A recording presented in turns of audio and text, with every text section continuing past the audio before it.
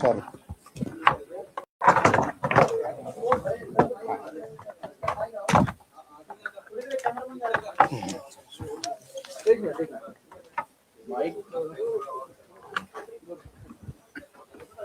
तुम्ही अरेंज करा. ठीक आहे बस सर.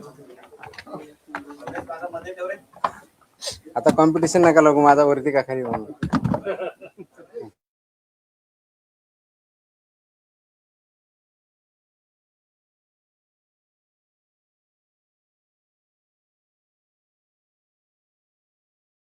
बस थँक्यू. माझा नाही, मी काही नाही केलं त्याला. चालू करायचं आहे की नाही? येतोय आवाज? बस okay.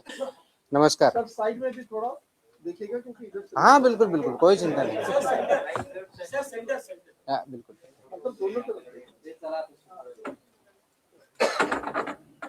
Safe food, safe drug, safe Maharashtra ही जी मोहीम आपण हाती घेतलेली आहे, त्याच्यामध्ये आपण जे पावलं उचलत आहोत, त्या पावलाचा पुढचा टप्पा आज आपण कार्यान्वित करत आहोत. म्हणजे तो कार्यान्वित होता, पण त्याला वेगळ्या पद्धतीने आपण कार्यान्वित करत आहोत.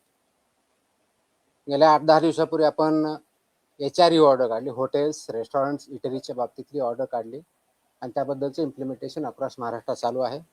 त्याच्यावरती कारवाई होते आहे.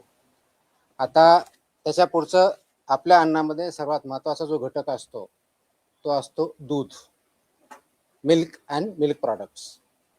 त्या बाबतीत मी स्टार्टिंगला आल्यानंतर महाराष्ट्रातले जे दूध उत्पादक आहेत, मिल्क प्रॉडक्टवाले जे आहेत, ते प्रोड्युसर्स आहेत, यांची एक मीटिंग याच ठिकाणी घेतली होती आणि त्याच्यामध्ये आपली परिस्थिती काय आहे हे त्यांच्या निदर्शनास आणून दिलं होतं. कोणते रेग्युलेशन्स, रूल्स, स्टँडर्ड्स त्यांनी पाळायचे, कशा पद्धतीने पाळायचे याबद्दलही त्यांना प्रेझेंटेशन करून जवळजवळ 1 तास त्याच्यामध्ये चर्चा करून त्यांना मार्गदर्शन केलं होतं. त्यानंतर बऱ्याच अंशी काही ज्या मोठ्या इस्टॅब्लिशमेंट्स आहेत त्यांनी त्यांच्या स्तरावर त्यांच्या कर्मचाऱ्यांचं प्रशिक्षण घेणं, त्यांचे जे व्हेंडर्स आहेत त्यांचं प्रशिक्षण घेणं, यांचंही काम चालू केलेलं आहे. ही चांगली गोष्ट आहे.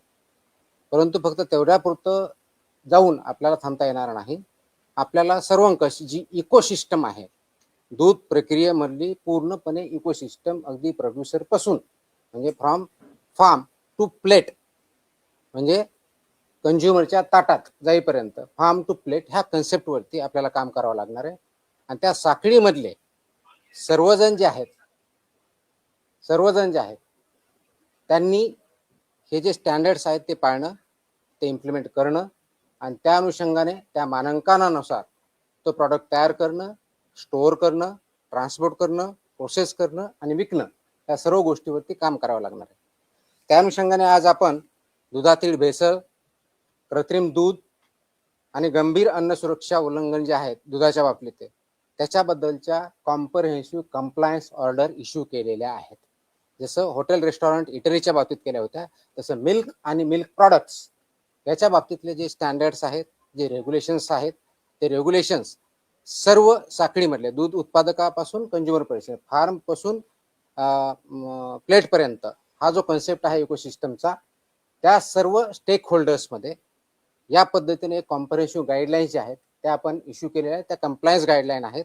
त्या कुणाला बंदी घालण्यासाठी नाही तर त्या कंप्लाय करण्यासाठी आहेत. त्या करण्यासाठी आपण हे आजचे आदेश जे आहेत ते आपण इम्प्लिमेंट केलेले आहेत. हे आदेश इश्यू करण्यापाठीमागं जे आपल्याला सांगितलं त्याप्रमाणे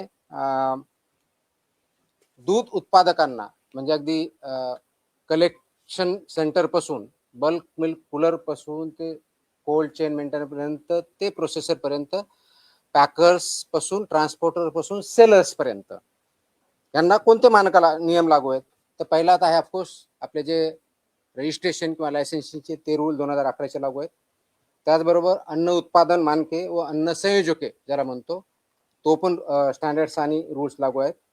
त्याचबरोबर दूषके, विषय व अवशेष हे जे आहेत 2011चे ते पण स्टँडर्ड्स लागू आहेत. विक्रीवरील प्रतिबंध व निर्बंध जे आहेत प्रोहिबिटेड आयटम्सच्या बाबतीत रेग्युलेशन्स ते पण लागू आहेत. लेबलिंग आणि प्रदर्शन हे जे आहेत हे पण लागू आहेत. अन्न सुरक्षा मानके पॅकेजिंग विनियमन जे आहे 2018 ते पण लागू आहेत. त्याचबरोबर अन्नाचे सदृढीकरण ज्याला फॉर्टिफिकेशन जे म्हणतो हे पण रूल याच्यामध्ये लागू 2018चे.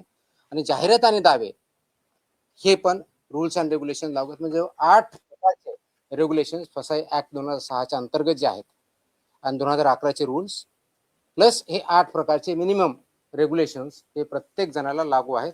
याचं पालन होणं अपेक्षित आहे. आता हे पालन करण्याच्या दृष्टिकोनातून हे कुणाकुणाला लागू आहे हा प्रश्न आपल्या समोर आलेला असेल.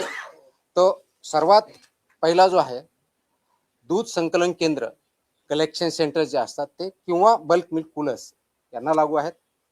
दुसरा आहे दूध शीतकरण सेंटर्स जे केंद्र आहेत कूलिंग सेंटर ज्याला म्हणतो तिथं आहेत.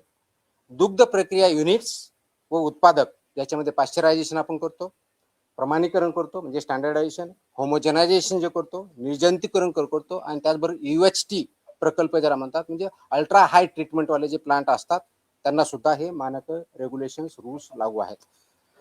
त्याचबरोबर पॅकर्स आणि फिलिंग स्टेशन्स म्हणजे बऱ्याच वेळेस आपण बंद बॉटल तयार करतो किंवा पॅकेट तयार करतो ते पॅकर्स आणि फिलर्स यांना पण हे लागू आहेत. वितरक, वाहतूकदार आणि घाऊक विक्रेते यांना पण हे नियम लागू आहेत. किरकोळ विक्रेते, दूध बूथ्स, दूध विक्रेते व सुटे दूध विक्रेते यांना पण लागू आहेत. स्वयंचलित व बल्क दूध विक्री चालक यांना पाहिला आहेत. ऑटोमॅटिक व्हेंडिंग मशीन याच्यामध्ये असतात त्यांना.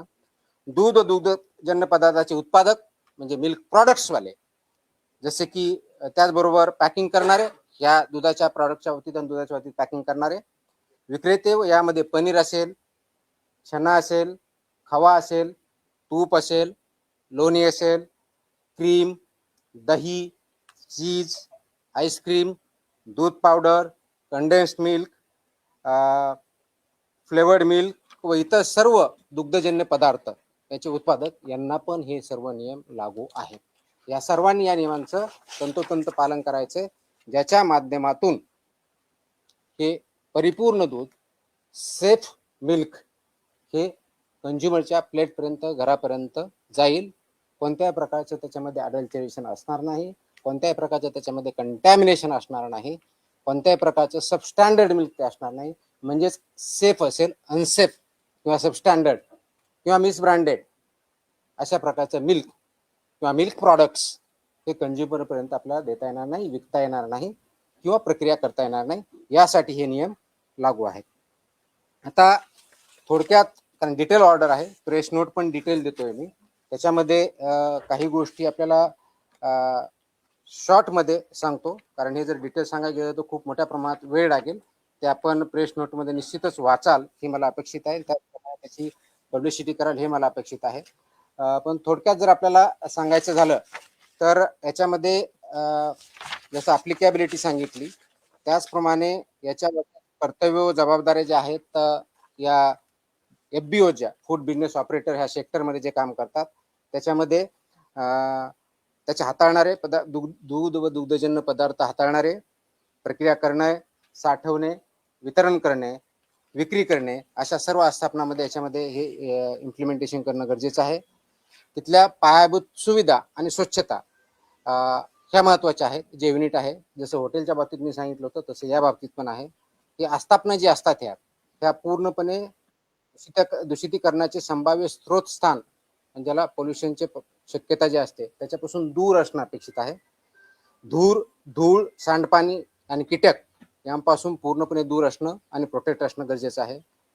दूध स्वीकारणे दॅट इज रिसेप्शन करणे, शीतकरण करणे, कोल्ड करणे, प्रक्रिया प्रोसेसिंग करणे, पॅकिंग, साठवणूक करणे यासाठीचं स्पष्टपणे त्याचे एरिया दाखवला पाहिजे. एखादी डेअरी आहे किंवा प्रोसेसिंग प्लांट आहे या ठिकाणी असे वेगवेगळे एरिया आहेत ते डिमार्केट केले पाहिजेत, लेबल केले पाहिजे, त्या ठिकाणी तेच काम करता आलं पाहिजे.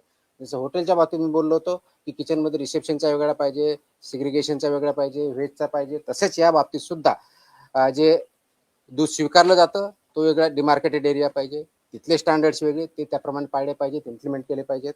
शीतकरण करण्याच्या बाबतीतल्या काय आहेत तिथं केले पाहिजेत. प्रोसेसिंग करण्याच्या बाबतीत आहे त्या ठिकाणचा वेगळा एरिया पाहिजे. पॅकिंग आणि साठवणूक ह्या वेगळ्या गोष्टी आहेत. याच्यामध्ये कोणत्याही परिस्थितीत परस्पर दूषितीकरण किंवा क्रॉस कंटॅमिनेशन होणार नाही याची काळजी आपल्याला घ्यायची, कारण हे क्रिटिकल पॉईंट असतात. त्याला HACCP असं म्हणतो, hazard analysis and critical control points असं म्हणतात.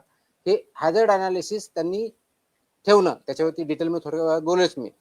तसं अपडेशन करणं, ते फसाईच्या स्टँडर्ड प्रमाणे आहे ते कंप्लाय करणं आणि ते इम्प्लिमेंट करणं. म्हणजे एका क्रिटिकल पॉइंटला जर ते सबस्टँडर्ड आलं किंवा ॲज पर स्टँडर्ड आलं नाही तर तिथंच ते रिजेक्ट व्हायला पाहिजे. पुढं ते गुड्स, ते दूध किंवा दुग्धजन्य पदार्थ जो आहे पुढे जाता कामा नये, तो डिस्कार्ड तिथंच झाला पाहिजे. त्याच्यामुळे क्रिटिकल पॉईंट्स म्हणतात. त्याच्यामुळे क्रिटिकल कंट्रोल पॉईंट असं नाव दिलेलं आहे. क्रिटिकल तिथं बघायचंय, ते स्टँडर्डला असेल तर तो पुढे प्रोसेस होईल, अन्यथा तिथंच तो रिजेक्ट होईल. ही प्रोसेस इम्प्लिमेंट करणं गरजेचं आहे. ही जर इम्प्लिमेंट केलं तर खूप मोठ्या प्रमाणात क्वालिटेटिव्ह फरक पडू शकतो. ते इम्प्लिमेंट करणं गरजेचं आहे. हा झाला पहिला मुद्दा, मी जे पायाभूत सुविधेच्या बाबतीत बोलतोय, स्वच्छतेच्या बाबतीत बोलतोय.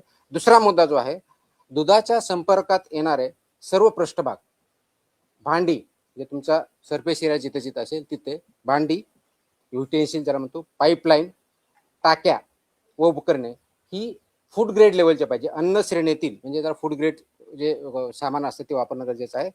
Stainless steel, food grade stainless steel हेच प्रॉडक्ट वापरणं अपेक्षित गरज आहे, किंवा इतर मान्यता प्राप्त विषमुक्त गंजरोधक पदार्थांची असावीत, हे मॅन्डेट आहे. बऱ्याच वेळेस आपण बघतो की स्टेनलेस स्टील नसतं किंवा फूड ग्रेड नसतं, तर ते चालणार नाही. त्याचबरोबर ती तात्काळ किंवा चांगल्या पद्धतीने इमिजिएटली स्वच्छ करता आली पाहिजे, ज्याला आपण CIP म्हणतो, क्लिनिंग प्लेस, ते पटकन करता आलं पाहिजे, त्या दृष्टीची पाहिजे. तिसरा महत्वाचा जो मुद्दा इन्फ्रास्ट्रक्चरच्या बाबतीतला, तो परवानाधारक जो आहे ते कीटक नियंत्रण, पेस्ट कंट्रोल जे आहे त्या बाबतीत त्यांचं संस्थेबरोबर टायअप पाहिजे, ज्या रजिस्टर्ड आहे त्यांच्याकडून ते पेस्ट कंट्रोल रेग्युलर बेसिस ते घेणं अपेक्षित आहे. तो वैध करार असला पाहिजे आणि त्याच्यामुळे कोणत्याही प्रकारचा उंदीर, कीटक व माशांचा प्रादुर्भाव याच्याबद्दल शून्य सहनशीलता किंवा 0 टॉलरन्स पॉलिसी आहे, त्याप्रमाणे इम्प्लिमेंट केलं पाहिजे. गेल्या वेळेस मी हॉटेल, रेस्टॉरंट आणि इटरीच्या बाबतीत मी हे एक सांगितलं होतं की पेस्ट कंट्रोल व्यवस्थित पाहिजे. माझ्या असं काही निदर्शनास येत आहे की बऱ्याच लोकांनी त्याच्यामध्ये सुधारणा डेफिनेटली केलेली आहे, परंतु काही ठिकाणी फक्त ते सर्टिफिकेट दाखवलेलं गेलेलं आहे की आम्ही करून घेतलेलं आहे म्हणून, पण ते केलं जात नाही. यांच्यावरती आम्ही फक्त सस्पेन्शनचीच नव्हे तर रजिस्ट्रेशन कॅन्सलची कारवाई करून त्याच्यावर प्रॉसिक्युशन पण करणार आहोत. तर हे सर्वांनी लक्षात घेतलं पाहिजे की फसवण्यासाठी करू नका, हे कंप्लायन्ससाठी आहे, हे थ्रेटन करण्यासाठी नाही, कारण याचा पूर्णपणे इम्पॅक्ट हा आपल्या नागरिकावरती, प्रत्येकावरती होतो, कारण ते फूड कंझ्युम केलं जातं आणि त्याचे परिणाम होतात. दुसरा जो मुद्दा मी सांगितला तो दूध स्वीकारणे, खरेदी, साठवणूक व शीतसाखळी, हा एक क्रिटिकल पॉईंट आहे. याच्यामध्ये जे दूध घेतो आपण ते सर्व दूध व कच्चा माल जो आहे हे फक्त रजिस्टर्ड व्हेंडर्स कडूनच घेणं अपेक्षित आहे, कारण आपल्याला ट्रेस करणं गरजेचं आहे, मॅन्डेट आहे. रजिस्टर्ड व्हेंडर्स असणं, त्यांचे रेकॉर्ड असणं, दररोज किती घेतलं त्याचं रेकॉर्ड असणं, त्याच्यामध्ये रिजेक्टेड जर काही दूध असेल तर त्याचं रेकॉर्ड व्यवस्थित ठेवणं, त्याचं रजिस्टर मेंटेन करणं, ते सबमिट करणं, हे सर्व जे कलेक्शन सेंटर्स आहेत, जे युनिट आहेत ना, मॅन्डेटरी आहे. हे खरेदी व संकलनाभावाच्या नोंदी कमीत कमी 6 महिने हे त्यांनी प्रिझर्व करायच्या. 6 महिन्यामध्ये कोणत्याही अधिकाऱ्याने किंवा ऑथॉरिटीने ते रेकॉर्ड जर मागितलं तर त्यांनी सबमिट करणं मॅन्डेटरी आहे. त्याचबरोबर प्राप्त होणाऱ्या प्रत्येक खेप, ज्याला ट्रिप म्हणतो, टँकरच्या माध्यमातून असेल किंवा इतर असेल, ती स्वीकृतपूर्वी चाचणी करणं बंधनकारक आहे. ज्यावेळेस तुमच्याकडे टँकर येतो त्यावेळेस ऍक्सेप्ट करण्याच्या अगोदर त्याच्या ज्या मॅन्डेटरी टेस्ट आहेत त्या कंपल्सरी आहेत. त्या टेस्टमध्ये ते स्टँडर्ड प्रमाणे जर असेल तरच ते ऍक्सेप्ट करायचे, अन्यथा रिजेक्ट करायचे. आणि रिजेक्ट केलेला जो गुड्स आहे किंवा जे व्हेकल आहे त्याच्या बाबतीतचे इन्फॉर्मेशन बाकी सर्वांना पण द्यायची. अन्यथा काय होतं की एका ठिकाणी रिजेक्ट केला जातो, तेच टँकर दुसरीकडे जातं, तिथं ऍक्सेप्ट केला जातो, ते चालणार नाही. बैठकीमध्येही मी सांगितलं होतं, आता मी परत रिपीट करतोय की अशा प्रकारचं एका ठिकाणी जर गुड्स रिजेक्ट केलं आणि ते कारण द्यावं लागतं की तुम्ही ह्या कारणासाठी आम्ही रिजेक्ट करतोय, तर that will not be accepted anywhere. आणि असं जर झालं तर जो घेणारा आणि विकणारा दोघांना आम्ही जबाबदार पकडून त्यांच्यावरती आम्ही कारवाई करणार आहोत. ते करताना कोणत्या प्रकार, ज्यावेळी रिसेप्शन करतो तर आपण काय बघितलं पाहिजे, कोणत्या प्रकारच्या टेस्ट आपण जे म्हणतो, साध्या असे टेस्ट असतात पण इम्पॉर्टंट आहेत, क्रिटिकल आहेत. जरा ऑर्गॅनोलेप्टिक तपासणी म्हणतात. आता ऑर्गॅनोलेप्टिक म्हणजे काय, आपल्याला आपल्या डोळ्याने दिसतं, नाकाने वास येतो, ह्या ज्या गोष्टी बघायच्यात, कलर असेल, ह्या गोष्टी त्याला ऑर्गॅनिक आपल्या ऑर्गन्सनी, पंचेंद्रिय म्हणतो आपले जे आहेत त्याच्या माध्यमातून पहिली टेस्ट असते, ते आपण बघायची असते. त्याचबरोबर तापमान, टेम्परेचर आहे ते बघायचं असतं. दूध स्निग्धांश म्हणजे फॅट जे आहे त्याच्यामधलं ते टेस्ट करायचे असते. त्याचबरोबर सॉलिड नॉट फॅट्स याची काय परिस्थिती बघायची असते. क्लॉट ऑन बॉइलिंग किंवा अल्कोहोल टेस्ट ज्याला म्हणतो ती करायची असते. ही सर्व गोष्टी जर केल्या तर बेसिकली ते स्टँडर्ड प्रमाणे आहे किंवा सब स्टँडर्ड आहे किंवा अनसेफ आहे आपल्याला कळतं, आणि त्याच्यानंतरच ते दूध ऍक्सेप्ट करायचं आणि मग पुढे जाऊ द्यायचं. ते जर त्या टेस्टमध्ये सब स्टँडर्ड येत असेल तर ते रिजेक्ट व्हायला पाहिजे, आणि त्याच्यावरती त्यांना सांगून ते रिजेक्ट ऍक्च्युअली डिस्ट्रॉय व्हायला पाहिजे, कोणत्याही दुसऱ्या चेनकडे जाता कामा नये. दुसरी महत्वाची जबाबदारी शीत साखळी हे खूप क्रिटिकल आहे. कोल्ड चेन ज्याला म्हणतो, कोल्ड चेन मेंटेन करणं हे बंधनकारक आहे. त्याच्यामध्ये कोणत्याही प्रकारची तडजोड, कॉम्प्रोमाइज आपण मान्य करणार नाही. कच्चं दूध जे असतं शक्यतोवर लवकरात लवकर आणि जास्तीत जास्त कोणत्याही परिस्थितीत 2 तासाच्या आत कोल्ड चेनमध्ये आणलं पाहिजे. म्हणजे तुम्ही दूध काढल्यानंतर 2 तासापर्यंत ते व्यवस्थितपणे त्याला कोणत्याही प्रकारचं बॅक्टेरियल किंवा हे ग्रोथ होत नाही. ते जर व्यवस्थित आपण सॅनिटरी कंडिशनमध्ये व्यवस्थित ठेवलं, प्रिझर्व केलं तर. पण 2 तासानंतर त्याला मात्र तासाच्या आत ऑलमोस्ट आपल्याला ते कोल्ड चेनमध्ये आणायचं असतं. कोल्ड चेन म्हणजे इथं 4 डिग्री सेल्सिअस असतं. आणि म्हणून आपण गेल्या मीटिंगमध्ये सांगितलं होतं की जे मेजर ठोक खरेदीदार आहेत, डेअरीज आहेत किंवा पावडर प्लांट किंवा इतर मिल्क प्रोड्युसर्स आहेत, यांना डायरेक्टली जे घेतात, तर ते सकाळी आणि संध्याकाळी 2 शिफ्टमध्ये कलेक्ट करा हे निर्देश दिले होते. कारण रात्री काढून ठेवलं तर सकाळपर्यंत ते ऑलरेडी खराब होणार आहे.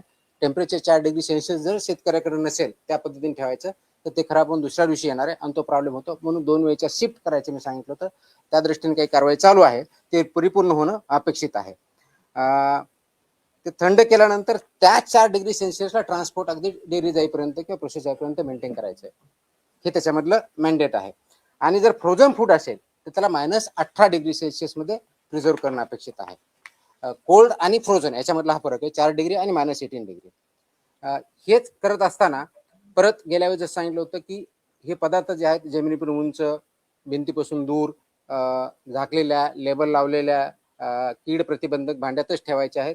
त्या गाईडलाईन्स आहेत, त्याला फिफो सिस्टमनुसार ते इम्प्लिमेंट करायचं आहे. हा एक दुसरा भाग झाला. तिसरा क्रिटिकल जो पॉईंट आहे तो आहे उष्णता प्रक्रिया, भरणे, सीलबंद करणे आणि पॅकेजिंग करणे. हा क्रिटिकल तिसरा पॉईंट आहे. याच्यामध्ये हीट ट्रीटमेंट जी आहे ती योग्य प्रमाणात झाली पाहिजे, योग्य वेळेत झाली पाहिजे.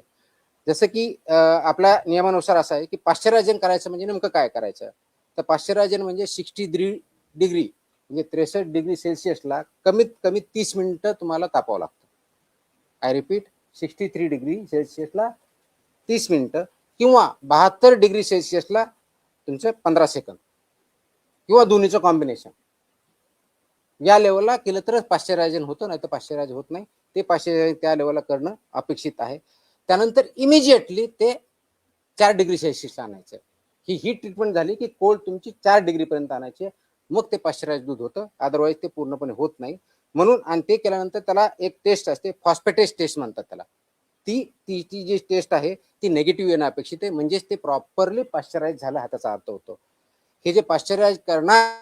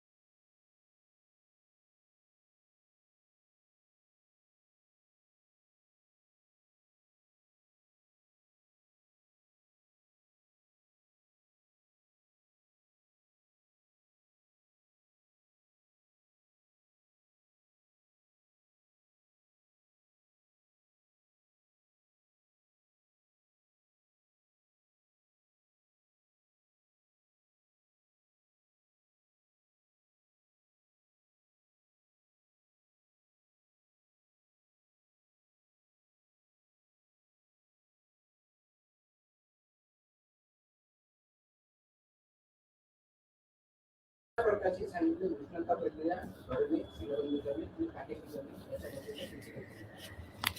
चौथा जो पॉईंट आहे गेल्या वेळेस आता सांगतो जे हँडलर्स आहेत फूड हँडलर्स त्यांची अॅन्युअल चेकअप त्यांचे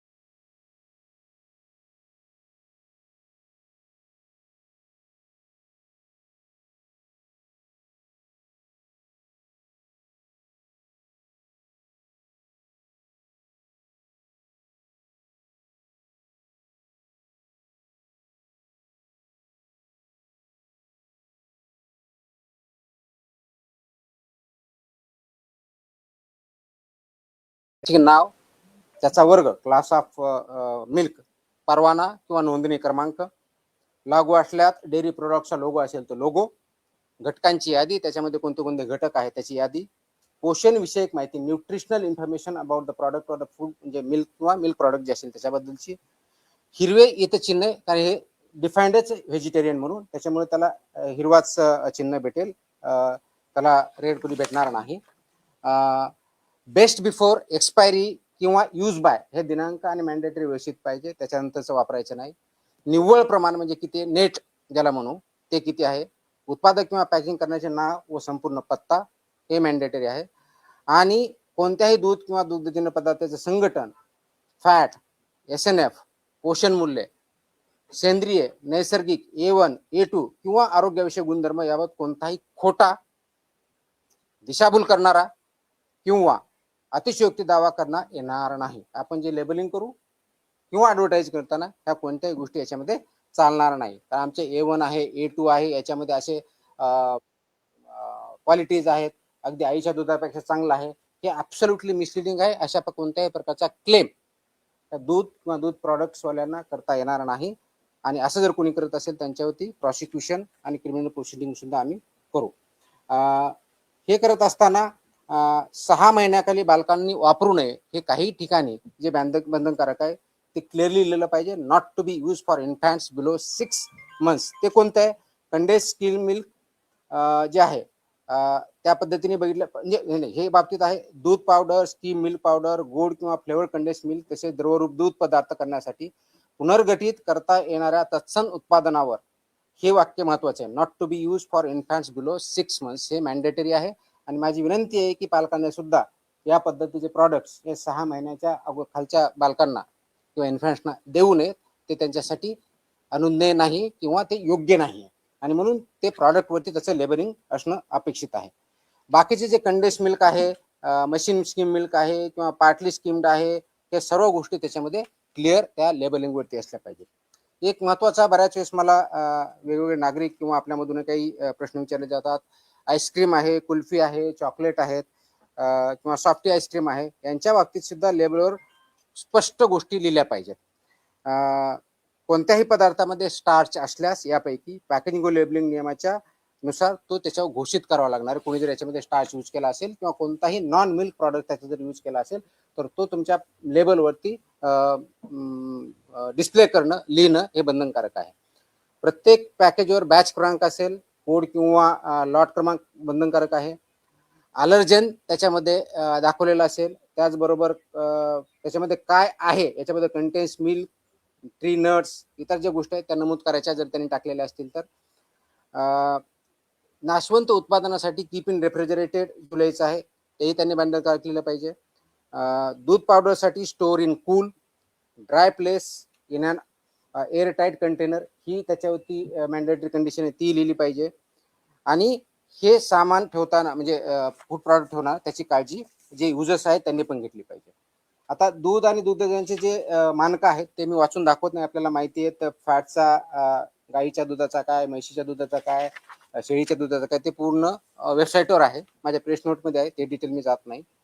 दोन महत्वाच्या गोष्टी मला अजून सांगायच्या, त्याच्यामध्ये एक रिकॉन्स्टिट्युटेड मिल्क आणि दुसरं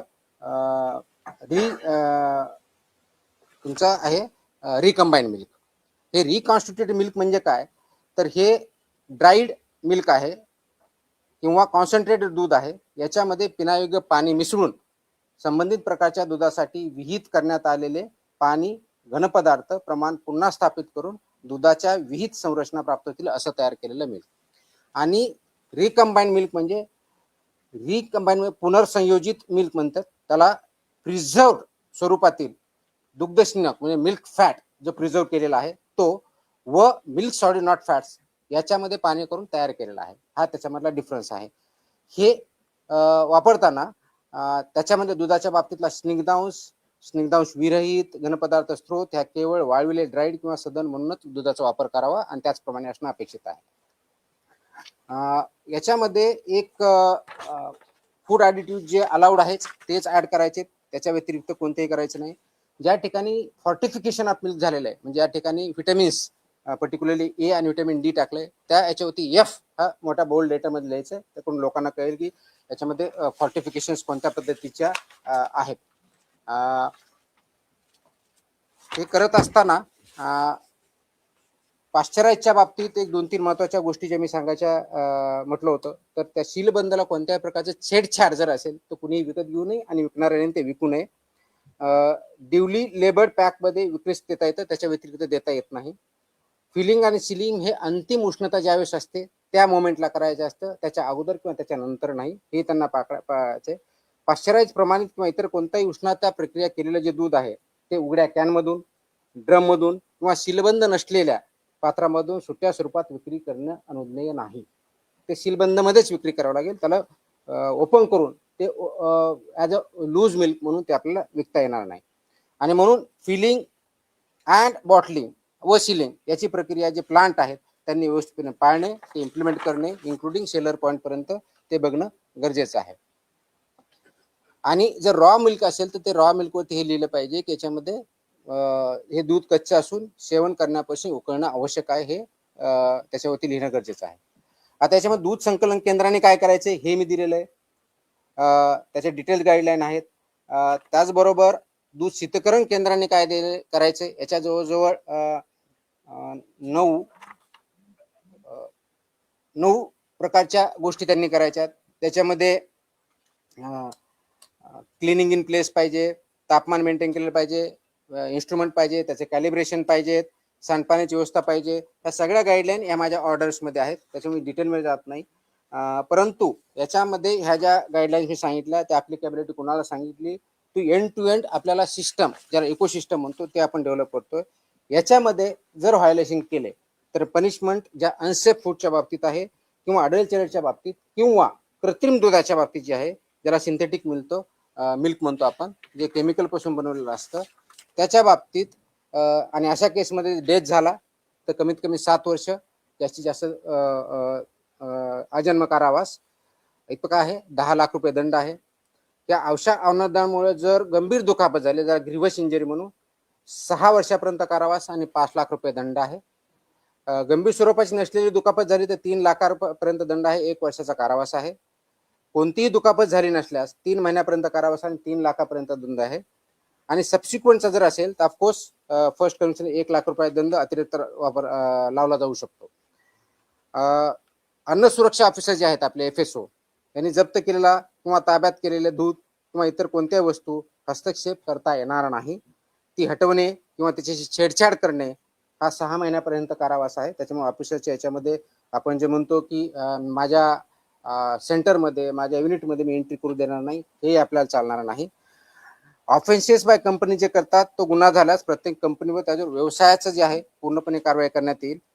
दंडाच्या बाबतीत जर बघितलं तर रजिस्ट्रेशन नसेल किंवा लायसन्स नसेल तर 10 लाख रुपये दंड आहे, त्याच्याशिवाय तुम्हाला काम करता येणार. Up to 10 lakh is a fine. दिशाभूल करणारी ॲडव्हर्टाईज असेल, खोटी असेल तर 10 लाखापर्यंतचा दंड आहे. आतापर्यंत अनफॉर्च्युनेटली आम्ही दंड खूप कमी करायचे, इथून पुढे आम्ही मॅक्सिमम दंड, म्हणजे कुणी दिशाभूल केली तर आम्ही 10 लाख रुपये दंड लावणार, या पद्धतीने काम करणार आहे. फॉल्स क्लेम इन्फॉर्मेशन दिली तर त्याच्यामध्येही 10 लाखापर्यंतचा दंड आहे. दुधामध्ये भेसळ करण्यासाठी वापरल्या जाणाऱ्या कोणत्याही पदार्थावरती भेसळकारक पदार्थाचा ताबा ठेवणे, तो पदार्थ आरोग्यास अपायकारक असल्यास 10 लाखापर्यंतचा दंड, इतर बाबतीत 2 लाखापर्यंतचा दंड ही तरतूद आहे. मागणी केलेल्या स्वरूपाचे, गुणधर्माचे किंवा गुणवत्ता नसलेले दूध किंवा दुग्धजन्य पदार्थ विकणे याच्यामध्ये 5 लाखाचा दंड आहे. त्याच्यामुळे ह्या दंडाच्याही तरतुदी आपल्या हे डिटेलमध्ये दिलेल्या आहेत. ह्या सर्वांना लागू आहेत. त्याप्रमाणे त्याचं इम्प्लिमेंटेशन आपण करूयात आणि ते इम्प्लिमेंटेशन जर केलं तरच आपण एंड टू एंड ही साखळी जी आहे ती आपण चांगल्या पद्धतीनं इम्प्लिमेंट करू शकतो.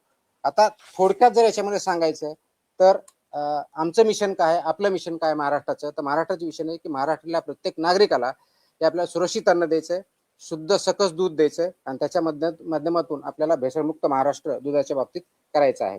हे करत असताना फूड सेफ्टी मॅनेजमेंट सिस्टम आपल्याला डेव्हलप करायची, पूर्ण इकोसिस्टम आपण डेव्हलप करत आहोत आणि याच्यामधलं गायडिंग प्रिन्सिपल हे पब्लिक हेल्थ हे आहे आणि त्याचबरोबर जेन्युइन बिझनेसेस जे आहेत त्यांना प्रमोट करणं, त्यांना सपोर्ट करणं आहे आणि नॉन जेन्युइन बिझनेसेस जे आहेत त्यांना पनिशमेंट करणं, त्यांना सिस्टमच्या बाहेर काढणं हे आहे. याच्यामध्ये आरोग्यविषयाच्या दुधातल्या ज्या थोडक्यात मी परत रिपीट करून चिंता काय आहेत, तर पाण्याची भेसळ होते, हा महत्वाचा मुद्दा आहे. सिंथेटिक दूध वापरलं तर दुसरा मुद्दा आहे. युरिया, डिटर्जंट, कॉस्टिक सोडा, स्टार्च, ग्लुकोज, मेलामाइन इत्यादी रसायनांचा वापर करतो, तो पूर्णपणे प्रोहिबिटेड आहे, तो पॉयझनस आहे, दॅट इज नॉट अलाउड, ते करता येणार नाही. मिल्क, फॅट व एसएनएफ याचं मानांकाप्रमाणे मानांकांचं उल्लंघन करता येणार नाही. अफ्लॅटॉक्सिन, M1 आणि अँटीबायोटिक रेसिड्यू आहेत ते याच्यात असणं अपेक्षित नाही, जे लिमिट आहे त्याच्या बाहेर त्याच्यामध्ये येता कामा नयेत. कोल्ड चेन मेंटेन करणं मॅन्डेटरी आहे. विना परवाना किंवा विना नोंदणी कोणताही उद्योजक याच्यामध्ये काम करू शकत नाही. चुकीचे लेबलिंग, ग्राहकाची दिशाभूल हे करता येणार नाही.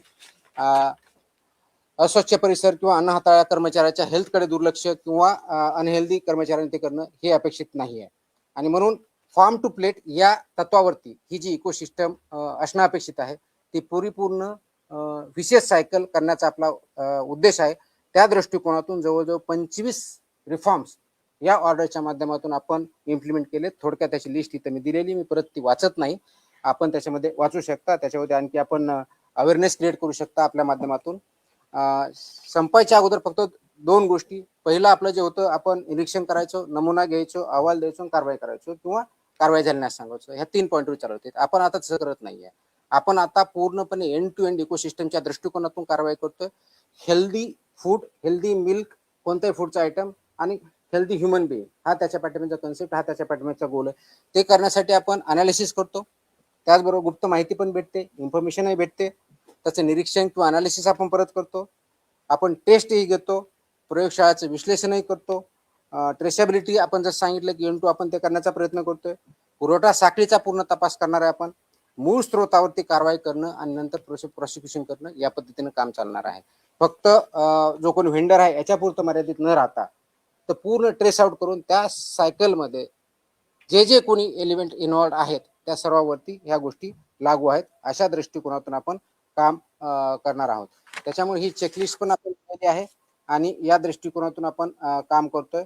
एक प्रश्न तुम्ही विचारणार आहात, त्याच्या अगोदर उत्तर देतो की रॉ मिल्क विक्रीला बंदी आहे का? त्याचं उत्तर नाही असं आहे. रॉ मिल्क तुम्ही विक्री करू शकता, ती वीथ अटीच्या अधीन राहून आहे, त्या पद्धतीने करायची आहे. सिंथेटिक मिल्क म्हणजे नेमकं काय, तर त्याचा उत्तर असं आहे की ते अस्सल दूध नाहीये, ते केमिकल पदार्थापासून आपण तयार केलेलं हे सिंथेटिक मिल्क असतं. ट्रेसेबिलिटी म्हणजे काय, तर उत्पादकापासून कंझ्युमर पर्यंत गेलं त्याचा आपल्याला ट्रेस आउट करता आला पाहिजे ह्या दृष्टीने आहे. कोल्ड चेन का महत्वाची, तर त्याच्यामुळे दुधामध्ये सूक्ष्मजीव वाढू नये यासाठी ते कोल्ड चेन महत्वाची आहे. आणि फास्टॅग जो ऍप आहे तो फसाईने तयार केलेला food safety training and certification programme जे आहे त्याच्या अंतर्गतच आपला कनेक्ट आहे, तो ऍप पण आहे आणि ते ट्रेनिंग पण आहेत. हे आदेश हे बेसिकली अनुपालन आदेश आहेत, हे बंदी आदेश नाहीत.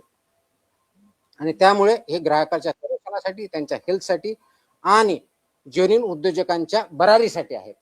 ते कुणाला प्रिव्हेंट नेगेटिव्ह ऑर्डर नाही, हे पॉझिटिव्ह कंप्लायन्स ऑर्डर आहे आणि ते इम्प्लिमेंट करण्याचं काम, एन्श्योर करण्याचं काम ॲज अ रेग्युलेटरी एजन्सी मधून कमिशनर फूड सेफ्टी किंवा FDA डिपार्टमेंटचा आहे, त्या दृष्टीने आपण काम करत आहोत. हे करण्याचा उद्देशच एवढा आहे की दूध हा घटक अगदी लहान मुलापासून वयोवृद्ध माणसापर्यंत सर्वजण डेली बेसिस, ऑलमोस्ट डेली बेसिसवरती त्याचा वापर होतो. त्याच्यामधून खूप मोठ्या प्रमाणावरती परिणाम झालेले आहेत. आणि म्हणून माझी सर्व याच्या उद्योजक जे आहेत त्याच्यामध्ये त्यांना विनंती आहे की हे जे स्टँडर्ड्स आहेत, हे जे रेग्युलेशन्स आहेत आणि ह्या ज्या ऑर्डर्स आहेत त्याचं तंतोतंत पालन करा, त्याचं इम्प्लिमेंटेशन करा, जेणेकरून FDA आपल्या आल्यानंतर सॅटिस्फाय होऊन बाहेर येईल की आपल्यावरती कारवाई करण्याची गरज पडणार नाही, अन्यथा आम्हाला प्रॉसिक्युशन करण्यापासूनच जे जे व्हायोलेशन ज्या ज्या लेवलचे आहेत त्याप्रमाणे कठीणातली कठीण किंवा स्ट्रॉंगेस्ट ऍक्शन ती घ्यावी लागेल. Because we mean business, we don't compromise on the health of people. Thank you. राज्यातला किती दुधाची गरज आहे आणि आपल्याकडे किती संकलन होतं? आजच्या डेटला आपल्याकडं तो डेटा डेअरी विभागाकडे असतो, तो आपल्याकडे नाही. पुढच्या काही काळामध्ये हा डेटा आपल्याकडे पण येण्यासाठी आपण ऑनलाईन काही सिस्टम डेव्हलप करणार आहे, त्यावेळेस त्याचं परफेक्ट आन्सर मी देऊ शकेल. जी लोकसंख्या असते त्याच्या अनुषंगाने ती आवश्यकता असते. तसं सायंटिफिक स्टडी माझ्याकडे FDA डिपार्टमेंटला नाही, त्याच्यामुळे मला ते कमेंट करताना याचा डेटा हा आजच्या डेटला डेअरी विभागाकडे आहे. आता मी सगळं बोललो, हीच कारवाई त्याच्यावरती सगळे आले याच्यामध्ये, हे सगळ्या गोष्टी त्याच्यामध्ये आल्या. आज विधानसभेमध्ये आमदार जितेंद्र आव्हाडांनी एक प्रश्न उपस्थित केला तुमच्या अनुषंगाने, तुमची या विभागातून बदली करण्यासाठी भेसळ करणाऱ्या लोकांनी 250 कोटी रुपये गेल्या प्रेसमध्ये त्याचं उत्तर दिलेलं आहे मी. That is way back. गेल्या प्रेसमध्येच उत्तर दिलेलं आहे.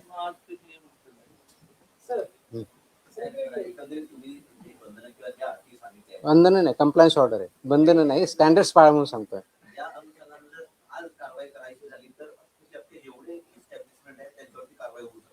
असं नाही, आहेत ना काही चांगले. आपण सगळ्यांनाच असं चुकीच्या याच्यामध्ये एका मापदंडाने मापणं बरोबर नाहीये. याच्यामध्ये चांगलं काम करणारे आहे तर वेट करणारे आहे, जे सगळीकडे असं ते पर्सेंटेज किती काय आहे हा भाग वेगळा असू शकतो. आणि म्हणूनच मी प्रथम मीटिंग घेतली होती, मीटिंगमध्ये सांगितलं होतं, त्याच्यानंतर बऱ्याच लोकांनी त्याच्यावरती काम करणं चालू केलेलं आहे. आता ह्या ऑर्डर त्याच्यामध्ये आणखी कॉम्प्रिहेन्सिव्ह आहेत, ते त्याच्या इम्प्लिमेंटेशन करण्यासाठी ते प्रयत्न करतील आणि त्याच्यातून चांगला रिझल्ट येईल.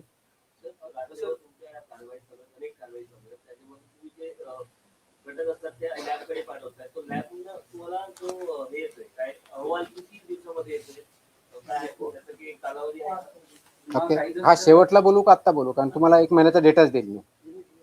Okay okay. सर जोडणीची कायदेशीर काही त्याला आधार घेतात का काही? कारण का लॅबला गेल्यानंतर अनेक जण कायदेशीर पद्धतीनं पळवाट वगैरे काढतात का या माध्यमातून? कायदा इम्प्लिमेंट करण्यासाठी असतो, जे कायदा आहे तेच इम्प्लिमेंट होतं. त्याच्यामुळे कायदेशीर पळवाट हा शब्द प्रयोग माझ्या दृष्टिकोनातून योग्य नाहीये. जो कायदा आहे ते इम्प्लिमेंट करणं काम आहे आणि कंप्लायन्स करणं FBOचं काम आहे, इम्प्लिमेंट करणं FDAचं काम आहे. याच्या बाबतीत जर बोलायचं झालं तर त्याच्यात जे काही लॅकुना असतील तर त्याच्यावरती विचार होईल. पण अशी कोणती लॅकुना आहे आजच्या डेटला आमच्या निदर्शनास नाही, असं वाटेल त्याच्यावरती आम्ही काम करू. त्याच्या बाबतीतलं लॅबच्या बाबतीतला आपण प्रश्न विचारला. येस, आपल्याकडं सध्या गेल्या वर्षी थोडक्यात आला होता, पण यावेळेस डेटाच्या आधारे मी बोलतोय. सर्वसाधारणपणे आपण फूड सॅम्पल जर बघितले तर मी तुम्हाला कंपॅरेटिव्ह डेटा देतो जून 2025 आणि जून 2026 ह्या 2 महिन्याचा. मग गेल्या वर्षीच्या जूनमध्ये किती सॅम्पल टेस्ट झाले आणि या महिन्याच्या जूनमध्ये किती सॅम्पल टेस्ट झाले. तर गेल्या वर्षी जून महिन्यामध्ये फूडचे 1622 सॅम्पल आपल्या 3 ज्या लॅब आहेत त्याच्यामधून झाले होते. या वर्षी जून महिन्यामध्ये 7494 सॅम्पल एवढे टेस्ट झालेले आहेत. त्याच्यामुळे रेट वाढलेला आहे. त्याची कालच मी डिटेल प्रेस नोट दिलेली आहे. याच्या बाबतीत आम्ही काय काय मेजर्स घेतलेले आहेत. त्याच्यामध्ये 2 शिफ्टमध्ये काम करणं आहे, त्याच्यामध्ये बॅचेसमध्ये टेस्टिंग करणं आहे. म्हणजे एकाच प्रकारचे जर 10 नमुने असतील, 15 असतील आणि ती कॅपॅसिटी जर असेल तर तेवढं एका बॅचमध्ये लावणं असेल. त्याचं प्लॅनिंग मॅनेजमेंटच्या बाबतीत केलेलं आहे. प्रोहिबिटेड आयटमच्या बॅचेस प्रायोरिटीवरती घेतलेल्या आहेत, मिल्कच्या बॅचेस प्रायोरिटीवरती घेतलेल्या आहेत. त्यांना स्पेसिफिक काही डेस दिलेले आहे की ते फक्त त्याचंच काम करतील. हे जे मॅनेजमेंट आहे किंवा इथलं ओव्हरऑल मॅनेजमेंट आहे त्याचं मॅनेजमेंटवर फरक पडलेला आहे. अजून पुढच्या महिन्यामध्ये याच्यामध्ये फरक पडलेला असेल. आमचं टार्गेट असं आहे की ऑगस्टच्या पहिल्या आठवड्यापर्यंत म्हणजे जुलै एंडपर्यंत आपण करंट लेवल येऊ, कोणत्याही प्रकारचे लेगसी राहणार नाही. सो दॅट फूडचा सॅम्पल आला, याला 14 दिवसाची लिमिट आहे, त्या 14 दिवसाच्या आतच त्याचे रिझल्ट जातील. आणि फक्त रिझल्ट जाण्यापर्यंत आम्ही करणार नाही, रिझल्ट आल्यानंतर त्याच्यावर जी पुढची कारवाई होणं अपेक्षित आहे माझ्या अधिकाऱ्याकडनं आणि FBOs कडनं ती लॉजिकल कंक्लुजनला नेऊ, याच्यावरती आम्ही काम करतो. अनेक वेळेला असं सोशल मीडियावरती व्हिडिओ बघतो की कोणत्याही पद्धतीची रसायनं टाकून ते दूध बनवण्याचा प्रकार केला जातो. कशी कुठची आहे किंवा त्याच्या बाबतीत काय? आपण याच्यावरती सोशल मीडियावरती रिस्पॉन्स मी नाही करणार. सोशल मीडियावरती कुणी काय टाकतं त्याला काय सोर्स नसतो. तर जे काय आता मी सांगितलं कोणत्या प्रकारचे अनवॉन्टेड म्हणजे म्हणजे प्रोहिबिटेड आयटम आहेत यूज करायला, ते आपल्याला करताच येत नाही. तसे जे सापडतं आपण कारवाई करतोच. या एक मिनिट. सदाभाऊ खोत आणि गोपीचंद पडळकर या दोन्ही आमदारांनी एक डेमो दाखवला होता विधानसभा अधिवेशनाच्या वेळेस. काही रसायनं आणून कसं दूध तयार करतात किंवा फॅट कसं अधिक आहे ना. वाढवतात आहे ना. तर अशा काही आपल्या निदर्शन असेल त्याच्यावरती आम्ही कारवाई करणार. ते अलाउड मी जे सांगितलं की सिंथेटिक मिल्क म्हणून किंवा केमिकल मिल्क म्हणून, ते मिल्क नाही आहे याच्या मुळामध्ये, तर ते इलिगलच आहे. It's not a milk, it's a poison. तर त्याच्यावरती आपण कारवाई करतोच. आपण मुंबईमध्ये जास्त अमूलचं दूध आहे. आपण राज्याबाहेर पण कारवाई करणार. माझा अधिकार राज्यापुरता आहे. मग त्याला कसं रोखणार? महाराष्ट्रात जे काही दूध येतं ते कोणतेही असतं. महाराष्ट्रात जे दूध येतं किंवा जे प्रॉडक्ट असतात ते महाराष्ट्राच्या ज्युरिडिक्शन मध्ये आहेत. ठीक आहे तर ना? हे अमूल कूलचे जे दूध येतात अमूल कूलचे जे दूध येतात स्वीट, ते किती दिवसापर्यंत ठेवू शकतो असा? त्याच्यावर लिहिलेलं असतं ना. पाश्चरायझ आहेत आता मी सांगितलं, त्याच्या लिमिटेशन ठरलेले आहेत त्याच्या. जाहिरात सर बीडमध्ये म्हटलं की शिवराच्या बाबतीत वेगवेगळ्या पद्धतीच्या जाहिराती केल्या जातात. सॉरी नाही, कोणतरी बोलतो बीडचं कोणतरी काहीतरी होतं. हा. बीडमध्ये श्रीकृष्ण केक बर्फी फार्मवरती देखील कारवाई करण्यात आली, पण गावकऱ्यांचं असं म्हणणं आहे की लाखो रुपयांचा जो मुद्देमाल होता तिथे फक्त 35,000 रुपयाचं हजर दाखवले आणि कारवाई म्हणजे आरोपी जे होते ते एकच जणांवरती कारवाई केलेली, कारण तो 7 ते 8 जण होते त्या ठिकाणी. ज्यावेळेस कारवाई होते त्यावेळेस तिथला मुद्देमालाचा पंचनामा होतो, तो समक्ष होतो. ते किती आयटम आले त्याचे फोटो काढले जातात, त्याची व्हिडिओग्राफी पण आम्ही सांगतो. मोबाईलच्या माध्यमातून आपण काही वेगळे इन्स्ट्रुमेंट दिलेले नाहीत. त्याच्यामुळे असं जर कोणी म्हणत असेल की त्यांच्याकडे काही पुरावा असेल जे क्लेम करतात, त्यांनी मला सादर करावं, त्याच्यानुसार मी त्याच्यावर कारवाई करेन. पण फक्त बोलायचं की एवढा मुद्देमाल लाखाचा होता, त्यांनी जाऊन बघितलं होतं का लाखाचा होता का 35,000चा होता का 1 कोटीचा होता, हे मला माहित आहे. त्यांच्याकडे काही पुरावा असेल डेफिनेटली आपण कारवाई करू. ती कारवाई बीडमध्ये 2 दिवसापूर्वीची कारवाई बोलली. रात्री 2-3च्या दरम्यान सुरू झालेली कारवाई ती. जशी इंटेलिजन्स आमच्याकडे आला, आमची टीम तिथे गेली, ते पूर्णपणे तपासल्यानंतर त्याच्यामध्ये सगळ्या चुकीच्या गोष्टी आढळल्या. जवळजवळ दुसऱ्या दिवशीपर्यंत कारवाई चालू होती, ती केली. आणि तो उद्योजक किंवा जो आहे तो अगदी 2-3 महिन्यापूर्वीच त्यांनी लायसन्स घेऊन काम चालू केलेलं होतं. तो वी हॅव ट्रेस्ड इट. आणि त्याचे जे काही लॉजिकल कन्क्लुजन प्रॉसिक्युशन करू सगळे आपण त्यांच्यावरती कारवाई करूया. सर अजून एक होता, मुंबईत अनेक ठिकाणी जे पान जे आहे ते विकलं जातं, काही जे पान सेवन केल्यानंतर चक्कर येणं, बीपी लो होणं किंवा अशा प्रकारचे त्याने प्रकार जे आहे ते समोर येताना पाहायला मिळतात. यावरती देखील काही कारवाई करणार आहे? अरे एफडीचे प्रश्न विचारे बाबा. नाही आता तू पान खाणार खायच्या बाबतीचा माझा इश्यू नाही. अनेक ठिकाणी सर असं म्हणत होते की गुटखा किंवा नाही. अशा पद्धतीचा नाही, गुटखावरती बॅनच आहे.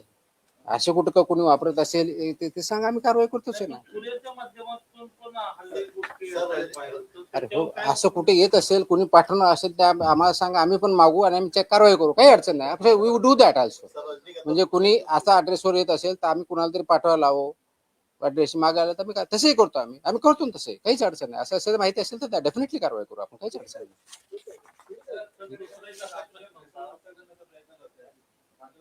सॉरी कम अगेन परत बोला.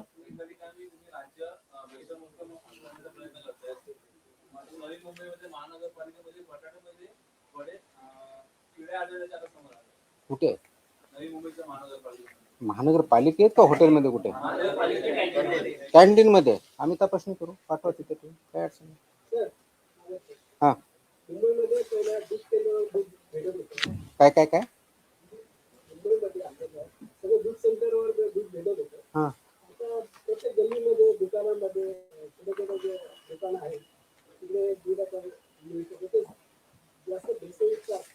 हे असं तुमचं म्हणणं आहे. कुठं असेल तर सांगा, आम्ही करतो. That is what we are expected. Please understand. ऐकून कसं असतं, ज्यावेळेस हे गोष्टी असतात, दिस इज 3 खूप महत्वाचे स्टेक होल्डर आहेत त्याच्यामध्ये. एक एफबीओ जो हा माल तयार करतो विकतो, तो व्यावसायिक जो आहे तो. दुसरा रेग्युलेटर म्हणजे आम्ही एफडीए, आणि तिसरा कंझ्युमर. तर तिघांनी मिळून करायच्या गोष्टी आहेत. रेग्युलेटरचा रोल रेग्युलेटर डेफिनेटली करेल. कमी पडत आहोत आणखी इम्प्रूव्ह करू आम्ही, काही प्रश्न नाही. त्यासाठीच आपण हे जे ऑर्डर्स काढतोय, ऑर्डर काढण्याचे उद्देश काय? ऑर्डर काढण्याचा उद्देश एक काय, एफबीओ यांना हे त्या ऑर्डर्स चांगल्या पद्धतीने परत माहीत व्हाव्यात. काय त्यांचे मानकं वापरायचे, कोणत्या प्रकारचे स्टँडर्ड करायचे हे माहिती व्हावं आणि त्यांनी कंप्लाय करावं. दुसरा उद्देश माझा, आणि तो महत्वाचा उद्देश आहे, की लोकांमध्ये जागृती तयार झालेली पाहिजे, अवेअरनेस झाला पाहिजे, की याच्या माध्यमातून होईल, त्यांनाही ह्या गोष्टी कळतील, त्यांनी क्वेश्चन करावेत. त्याच्यामुळे आपण एखादी गोष्ट विकत घेताना ती योग्य आहे का, ते पॅकेज वाचावं, त्याच्यामध्ये एक्सपायरी डेट आहे का, त्याचे कॉन्स्टिट्युएंट काय आहेत, ते फक्त समोरच्या पार्टला न करता पाठीमागचाही पार्ट बघा. अगर पॅकेजिंग 3 साईडने होते, समोरच्या बाजूने साईडने आणि पाठीमागच्या साईडने, तर ह्या ठिकाणी काय लिहिलेलं आहे ते पण वाचावं. तर ते वाचणं आणि आम्ही रेग्युलेट करणं. तर हे इज अ कंबाईन ऍक्टिव्हिटी. जिथं काही असं असेल तर डेफिनेटली आपल्याला जे मीन्स दिलेले आहेत त्या माध्यमातून आमच्यापर्यंत आलं तर आम्ही कारवाई करू. आम्ही सुमोटोही कारवाई करतो, कंप्लेंटच्या माध्यमातून करतो, इंटेलिजन्सच्या माध्यमातून करतो. त्याच्यामुळं it is a collective responsibility. तर प्रत्येक माणसापर्यंत मी पोहोचू शकत नाही, पण इंडिव्हिज्युअल माणूस आमच्यापर्यंत ह्या माध्यमातून पोहोचू शकतो, कंप्लेंटच्या माध्यमातून, ऑनलाईनच्या माध्यमातून, फोनच्या माध्यमातून तो पोहोचू शकतो. अशा जर काही चुकीच्या गोष्टी घडत असतील तर definitely please point it out. Will work on that. लोकसहभाग हा तुमच्या या चळवळीतला सगळ्यात महत्वाचा पार्ट आहे. ऑफकोर्स. म्हणजे आता जे डेअरी आहेत, म्हणजे जे सुट्ट दूध विकतात, तर त्याच्यातली जी तुमची जी मानकं आहेत की बाबा एवढं याचं असलं पाहिजे, तर सामान्य माणसाला त्या ठिकाणी ते म्हणजे पॅकिंगला तुम्ही व्यवस्थित पॅकिंग आहे की नाही हे बघायला खूप आहे किंवा म्हणजे सुट्ट दूध त्या डेअरीतून मिळतं. मी आता खूप क्लिअरली सांगितलं. मी आता क्लिअरली सुट्टे बाबतीत व्हेरी क्लिअरली मी सांगितलं की तुम्हाला पॅकेज मधलं ओपन करून विकता येत नाही. शेतकरी स्वतः काढलेले आहे, ते दिलेले आहे, त्याप्रमाणे तो विकू शकतो. पण बऱ्याच शहरामध्ये हे जे पॅकेज मधलं दूध आहे ते काढून त्याच्यामध्ये वेगळ्या पद्धतीने काही केमिकल असतात ते विकले जातात. शक्यतो ते अवॉइड करावं, अनलेस आपल्याला माहिती आहे की हा शेतकरी आहे आणि तो खरोखर देतो. आता आम्ही ह्या कारवाई सुरू केल्यानंतर माझ्याकडे असे फीडबॅक आहेत की बऱ्याच ठिकाणी रोडवर दूध विक्रेते बसायचे, ते आता बसणं बंद झालंय. याचा अर्थ काय होतो? याचा अर्थ देर आर सम प्रॉब्लेम. तर शहरामध्येही आपल्या बऱ्याच वेळेस आपण करतो की बाबा मला पॅकेजमध्ये प्रॉब्लेम वाटतोय, ते काही चांगलं नाहीये, म्हणून मी सुट्टं दूध घेईल. पण सुट्टं दूध जर घ्यायचं असेल तर एन्श्युअर करा की खरोखर तो फार्मर आहे किंवा फार्मर म्हणून आणलेला आपल्याकडे जेन्युइन आहे आणि मध्ये तो भेसळ करणार आहे, एवढं एन्श्युअर करा. ते तुमच्या विश्वासाचा इश्यू आहे. तर त्या दृष्टिकोनात आपण सुट्टं दूध घेतानाही ते काळजी घेतली पाहिजे. हिंदीमध्ये नाही, इंग्लिश किंवा मराठी. हाँ आप मराठी में जवाब दीजिए। एनर्जी ड्रिंक जो है स्टिक, उसको लेकर विधानसभा में सवाल उठाया गया, उसे बंद किया, प्रतिबंध लगाया जाएगा और 500 मीटर के दायरे में स्कूल या कॉलेज का अगर बेचा जा रहा है तो उस पर कार्रवाई होगी। तो आपका एफडीए डिपार्टमेंट उसके लिए कार्रवाई करेगा, उसके बाद क्या उसको लेकर आपने योजना बनाई? है ना, मुझे पता है, आंसर दिया गया है अधिवेशन में. इश्यू एवढा आहे की हे जे सो कॉल्ड एनर्जी ड्रिंक्स आहेत, त्याच्यावरती एनर्जी ड्रिंक लिहिलेलं आहे. 2 दिवसापूर्वी 3 दिवसापूर्वीची फसायची ऑर्डर 30 जून 2026 फसायने ऑर्डर्स काढल्या आहेत, नोटिसेस काढलेल्या आहेत. हे जे सो कॉल्ड एनर्जी ड्रिंक लिहिलेलं आहे ते लिहिता येत नाही, क्लेम करता येत नाही, म्हणून 30 जूनच्याच फसाईच्या ऑर्डर्स आहेत. अशा प्रोड्यूस करणाऱ्या ज्या कंपन्या 10-12 कंपन्या आहेत, इन्क्लुडिंग तुमच्या पेप्सिको आहे, रेड बुल आहे, तुमच्या त्याच्यानंतर स्टिंग आहे, यांना नोटिसा 30 जून पूर्वी आत्ताच काढलेल्या आहे की तुम्ही असं लेबल करू शकत नाही. त्याचं कारण असं आहे की फसाई ॲक्टमध्ये जे अनेक्षर ए आहे ज्याच्यामध्ये फूडच्या कॅटेगरी दिलेल्या आहेत आणि फूड कॅटेगरीमध्ये हे एनर्जी ड्रिंक असं काही डिफाईन केलेलं नाही. म्हणून त्या ऑर्डरमध्ये असं स्पेसिफाय केलेलं आहे की जे त्याचा आधार घेऊन किंवा शेड्यूल 4 ज्याच्या आधारे हे मानक आहे त्याचा आधार घेऊन तुम्ही एनर्जी ड्रिंक असं लिहिता कामा नये. हे त्या कंपनीला ऑलरेडी फसाईने नोटीस काढलेली, त्याच्यामुळे तो त्याच्यावर लिहिण्याचा जो प्रकार आहे आता इथून पुढे बंद होईल. त्याच्या एक वो बंद होईल. आता दूसरा सवाल जो आपने किया कि स्कूल के बारे में जो रेगुलेशंस है स्कूल के 500 मीटर्स में क्या चाहिए, उसका क्लियर ऑर्डर है. कौन से उसमें आपका गुटखा नहीं रह सकता है, वो तो प्रोहिबिटेड है, लेकिन सिगार नहीं रह सकता है, कौन से आइटम रह सकते हैं, नहीं रह सकते हैं, इसका ऑर्डर है. वो इम्प्लीमेंट करना सभी की जिम्मेदारी है, particularly FDA department on the one hand and principal of the school on the other hand. Principal of the school owner वो 500 मीटर में अगर ऐसा कुछ है तो हमें बताए, हम उस पर कार्रवाई करेंगे. उसके बारे में डिटेल्ड ऑर्डर कुछ दिनों में मैं इशू कर रहा हूँ कि स्कूल मैनेजमेंट ने क्या करना चाहिए, पेरेंट्स ने क्या करना चाहिए, एफडीए ने क्या करना चाहिए. अभी इस पॉइंट में हर एक डिस्ट्रिक्ट में टीचर्स ट्रेनिंग हो रही है थ्रू एजुकेशन डिपार्टमेंट, डाइट के थ्रू. तो उसमें मैंने मेरे ऑफिसर्स, असिस्टेंट कमिश्नर लेवल के ऑफिसर वहाँ भेजे हैं।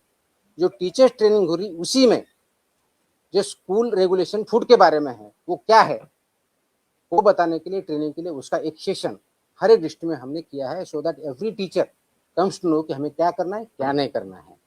राइट फ्रॉम उनका वेंडर कैसा होना चाहिए, वहाँ कौन सा खाना अलाउ करना चाहिए, कौन सा नहीं करना चाहिए, कौन सा बैन है, ये सब गाइडेंस हर एक टीचर के पास जा रहा है, टीचर की ट्रेनिंग के थ्रू जा रहा है। अभी आज ऑन अभी चल रहा है, तो हर एक डिस्ट्रिक्ट में हो रहा है, तो एक अवेयरनेस होगा। उसके बाद कुछ दिनों के बाद 8-10 दिन के बाद मैं स्कूल का जो स्टैंडर्ड्स है फूड के बारे में, चिल्ड्रन के बारे में, न्यूट्रिशन के बारे में, उसका जैसा मैं दूसरा ये जो ऑर्डर निकला मिल्क एंड मिल्क प्रोडक्ट्स, वैसा ऑर्डर वो भी निकाल रहा हूँ। उसके तहत आपके जो जो क्वेश्चन है सब आंसर हो जाएंगे इसमें। तो सवाल ये क्या है कि एनर्जी ड्रिंक तो नहीं है, मतलब आप एनर्जी क्लेम नहीं कर सकते। नहीं कर सकते।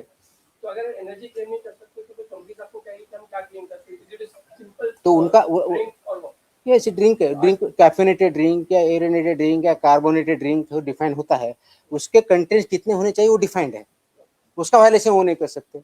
लेकिन वो एनर्जी ड्रिंक नहीं बोल सकते क्योंकि बहुत से लोग एनर्जी है इसलिए लेते या देते हैं।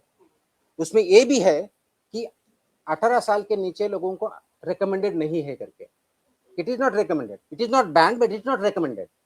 तो पेरेंट्स से मेरी ये गुजारिश है, लोगों से मेरी ये गुजारिश है कि ये 18 साल के नीचे वाले लोगों को पीने मत दीजिए, प्रिवेंट कीजिए। It is not recommended, it is not advisable because it contents का तुम्हारा कैफीन है उसमें, इट कंटेंट्स तुम्हारा शुगर है, वो कंटेंट है उसमें, कंटेंट लिखा हुआ होता है और उसमें रिकमेंडेड भी लिखा है कि not recommended for persons below 18 years, lactating mothers, pregnant mothers, लिखा है उस पर, ये मैंडेटरी है। तो मेरा ये है कि लोगों ने इसको पालना चाहिए, इसका इम्प्लीमेंटेशन करना चाहिए, सेल्फ इम्प्लीमेंटेशन करना चाहिए, ऑटोमेटिकली प्रॉब्लम सॉल्व हो जाएगा। क्योंकि आप जैसे कह रहे हैं कि 18 साल के नीचे तो आप यूज नहीं कर सकते, इसलिए हम देखते हैं कि हाईली यूज रेड इस recommended, प्रिवेंटेड नहीं है, रिकमेंडेड है। तो वो तो हर एक इंडिविजुअल का चॉइस है ना। तो पेरेंट्स तो इसीलिए तो अवेयरनेस जो है, तो पेरेंट्स ने ये केयर लेनी चाहिए कि वो ड्रिंक नहीं कर रहे हैं। फिर अब आप कुछ इस तरह की सर्विस शुरू करेंगे स्कूल कॉलेज के बाद, सर्विस सर्विस शुरू करेंगे ताकि जैसी सर्विस जो एनर्जी या तो यही बोल रहा है कि मैं टीचर्स और प्रिंसिपल को हम जब ट्रेनिंग कर रहे हैं उनको यही तो बता रहे हैं। तो हर दिन तो वहाँ प्रिंसिपल रहेगा, टीचर रहेगा, हर दिन तो कोई अथॉरिटी नहीं रह सकता वहाँ पे। तो हर दिन उनके पास स्कूल में बच्चे आते हैं, पेरेंट्स का इंटरेक्शन रहता है, एरिया उनके कंट्रोल में, उनको फुल अथॉरिटी है। और उनका कोई कंप्लाई नहीं कर रहा है तो हमें इंटीमेट करे, हम वहाँ पे कार्रवाई करेंगे। But primarily principal of the school has to do it. उसके ऑर्डर्स में निकाल रहा हूँ तो वो होगा। तो और इसके साथ पेरेंट्स ने कोऑपरेट किया, ऑटोमेटिकली ये हम काम अच्छी तरह से कर सकते हैं, जरूरी है। सर एक महत्त्वाचं लास्ट मागच्या आठवड्यामध्ये मुख्य सचिवांनी एक बैठक घेतली होती. त्या बैठकीला महिला बाल कल्याणचे सचिव, सगळे जेडपी सचिव, पीओ आणि कलेक्टर होते. त्यावेळेला THR टेक होम रेसिपी जी योजना आहे, त्या योजनेतून मुलांना घरपोच आहार दिला जातो 0 ते 6 महिने ते 3 वर्षापर्यंतच्या मुलांना. तर तो जनावरांनाही खाण्याच्या लायकीचा नाहीये आणि तुम्ही अशा पद्धतीने देता आहात, अशा पद्धतीचं स्टेटमेंट मुख्य सचिवांचं होतं. आणि त्यामुळे तुमच्या विभागाचा निधी हा पशुसंवर्धनाला दिला पाहिजे आणि तुम्ही खूप केअरलेस वागता असं स्टेटमेंट होतं. तर तुम्ही त्या THR संदर्भात काय ऍक्शन करणार? हे स्टेटमेंट मला माहीत नाही, मी त्याच्यावर कमेंट करण्याचं काहीही कारण नाही आहे. बट माझ्या डिपार्टमेंटचा जो काही रोल आहे तो एवढाच आहे की सर्व प्रकारचे जे काही फूड आहे त्याचे टेस्टिंग करणं, त्याच्यामध्ये अंगणवाडीला जाण्याच्या फूडचं ते पण टेस्टिंग करतो, जे स्वस्त धान्य दुकान आहे ते करतो. त्याची इंटेन्सिटी आम्ही वाढवणार आहोत, सॅम्पल आणखी चांगल्या पद्धतीने वाढवणार आहोत आणि तिथं काही चुका असेल त्याच्यावर कारवाई करणार आहोत. अरे एक मिनिट, आता भरपूर वेळ झालाय, आणखी तुम्हाला याच्यावर थांबू का काही दुसरी जी महत्वाची चालेल त्याच्यावर काही बोलू? म्हणजे माझी इच्छा नव्हती पण तुम्ही प्रश्न नंतर विचारणार आता. हॉटेल जेव्हा कारवाई विचारतो तुम्ही बोलला असता मग ती प्रश्न ती पण देतोय, पण ह्या दोन सेपरेट आहेत. सो देर फर्स्ट ही ऑर्डर आहे ती परमनंटली लॉंग टर्मची, आणि हॉटेलच्या बाबतीत जी HRE ऑर्डर काढली होती आपण त्याच्यानुसार पहिल्या 2 दिवसाच्यात आपल्याकडे माहिती आलेली आहे. त्याच्यानंतरची आपण जे कारवाई केलेल्या आहेत 1 आणि 2 जुलैला तर महाराष्ट्रभरामध्ये एकूण 154 हॉटेल रेस्टॉरंटवरती आपण व्हिजिट केलेले आहेत, 154 अक्रॉस महाराष्ट्र. त्याच्यापैकी 32 हॉटेल रेस्टॉरंटचे परवाने रद्द करण्यात आलेले आहेत. 32 66 यांना इम्प्रुव्हमेंट नोटीस आपण दिलेली आहे. त्याचे डिटेल्स देईलच मी. त्याचबरोबर पान गुटखा, मसाला गुटखा विक्री याच्यावरती 13 व्यक्तींना अटक केलेली आहे गेल्या 2 दिवसामध्ये. 5 आस्थापना सील केलेल्या आहेत, 4 वाहनं जप्त केलेली आहेत. जवळजवळ 2,41,40,00,000चा प्लस माल प्रतिबंधित अन्नपदार्थाचा साठा जप्त केलेला आहे. ह्या ज्या हॉटेलवरच्या कारवाया आहेत त्याच्यामध्ये ठाणे विभागात 10, नाशिक विभागात 10, पुणे विभागात 7, अमरावती विभागात 4, छत्रपती संभाजीनगर विभागात 1 इत्यादी निलंबनाच्या कारवाया झालेल्या आहेत. त्याचे नावं लिस्ट सगळी दिलेली आहे मी. अपेक्षित हे आहे की याच्यावरती लोकांनी सुद्धा आपण जिथं अन्न खातो ते व्यवस्थित आहे का, ते मानकाप्रमाणे आहे का हे बघणं अपेक्षित आहे. हॉटेल आहे तर तिथं पहिलं तर फसायचं लायसन्स किंवा लायसन्स आहे की नाही बघा. असेल तर अगदी ज्या मी HREच्या ऑर्डरमध्ये सांगितलेलं आहे की स्वच्छतेपासून सगळ्या गोष्टी आहेत का ते बघा, जे आपल्याला दिसू शकतात. विभागनिहाय तुम्हाला जर हॉटेलच्या बाबतीतली माहिती दिली तर मुंबईमध्ये 17 म्हणजे बृहन्मुंबई हे विभागामध्ये 2 जिल्हे जे येतात, 17 आपण हॉटेलला व्हिजिट किंवा इन्स्पेक्शन केले, 5 सुधारणा नोटीस दिल्या. कोकणामध्ये 23, 10 परवानगी निलंबन केले. पुण्यामध्ये 53, 25 सुधारणा नोटीस, 7 परवानगी निलंबित केले. नाशिकमध्ये 20 सुधारणा नोटीस, 7 निलंबन परवानगी 10. छत्रपती संभाजीनगर 4 आस्थापनांना व्हिजिट केली, 1 परवाना निलंबित केला. अमरावतीमध्ये 23 ठिकाणी व्हिजिट केल्या, 15 सुधारणा नोटीस दिल्या, 4 निलंबन केले. नागपूरमध्ये 14 सुधारणा नोटीस 10 आणि महाराष्ट्रामध्ये एकंदर 154 व्हिजिट, 62 सुधारणा नोटीस, 32 लायसन्स सस्पेंड केलेले आहेत. आणि याच्यापेक्षाही मोठी कारवाई आजही चालू आहे आणि चालू राहणार आहे. मात्र आमचा फोकस सगळ्या सेक्टरवरती राहणार आहे. हॉटेल चालू झालं म्हणजे दूध कमी झालं किंवा प्रोहिबिटेड आयटम कमी झालं असं नाही. प्रोहिबिटेड आयटम कशाही परिस्थितीत आम्ही कमी करणार नाही. दूध आणि दुधाचे पदार्थ याच्यावरती खूप मोठा फोकस आहे. वेगवेगळे सेक्टर्स आहेत, त्या वेगवेगळ्या सेक्टरवरती कारवाई चालू आहे आणि त्याचे परिणाम आपल्याला पुढच्या काळात डेफिनेटली दिसतील. आय थिंक नाही आता बस झालं, आपण खूप बोललो, माझा घसा दुखायला लागला. आपण नंतर भेटूया. चलो, थँक्यू.